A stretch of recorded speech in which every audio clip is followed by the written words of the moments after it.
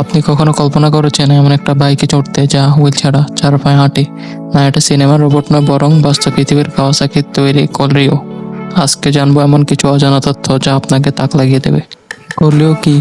কাওয়াসাকির heavy industries 2025 Osaka এক্সপোতে উন্মোচন করেছেন কলরিও নামে এক বিশেষ রোবট। এটি চার পায়ে হাঁটতে সক্ষম হাইড্রোজেন চালিত রোবোটিক যান। একে বলা হয় ভবিষ্যতের রাইড, যেখানে মেশিন ও জীবন্ত প্রাণীর মিশ্রণ। যেমন করে কাজ করে, কলরিওর প্রতিটি পায়ে আছে শক্তিশালী রোবোটিক জয়েন্ট ও রাবারের হুক। এটি পাথুরে পাহাড়ি এলাকা, ঘাসের মাঠ, এমনকি সিঁড়িও অনায়াসে পার হতে পারে। সেন্সরযুক্ত সিরাম ও হ্যান্ডেল ধরে যাত্রী নিজের সুবিধে ভার পরিবর্তন করে একে নিয়ন্ত্রণ করতে পারে।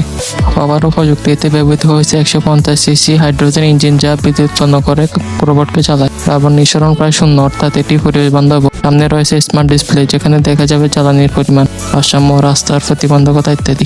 ভবিষ্যতের দিকে এক ঝলক। কাওয়াসাকি বলেছে 2050 সালের মধ্যে এর কমার্শিয়াল ভার্সন বাজারে আনা হতে পারে।